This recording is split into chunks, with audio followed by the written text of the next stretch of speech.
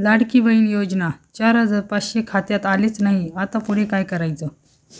नमस्कार, आपण चॅनलवर नवीन आला असाल तर चॅनलला सबस्क्राईब करण्यास नम्र विनंती. मुख्यमंत्री लाडकी बहीण योजना. मुख्यमंत्री लाडकी बहीण योजनेत महिलांच्या खात्यात तिसऱ्या हप्त्यात 4,500 जमा व्हायला सुरुवात झाली आहे. अनेक महिलांच्या खात्यात 4,500 जमा झाले आहेत, तर अद्याप अनेक महिलांच्या खात्यात हा निधी जमाच झाला नाही.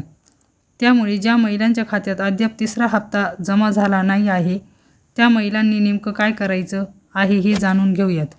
लाडकी Bahin Yojana third instalment woman does not received 4,500 amount instalment now what do you to read full story. खरं तर ज्या महिलांच्या खात्यात अद्याप 4,500 जमा झाले आहेत, त्यांनी अर्जात भरलेला बँक तपशील एकदा तपासून बघावा. बँक तपशील जर योग्य असेल तर तो आधार लिंक आहे का हे देखील तपासून घ्या. जर बँक अकाउंट आधारशी लिंक नसेल तर तुमच्या खात्यात तिसरा हप्ता जमा होणार नाही आहे. त्यामुळे तुम्हाला जर तो लवकरात लवकर आधारशी जोडून घ्यावा लागेल, तरच तुमच्या खात्यात पैसे येणार आहेत.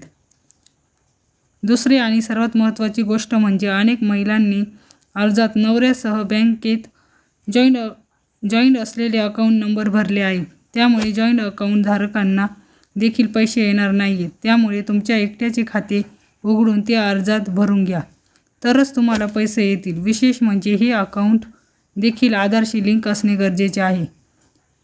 दरम्यान सरकार 29 सप्टेंबरपर्यंत हा तिसरा हप्ता महिलांच्या खात्यात पाठवणार आहे. सरकारने तात्पुरत्या स्वरूपात 25 सप्टेंबरपासून पैसे पाठवायला सुरुवात केली आहे.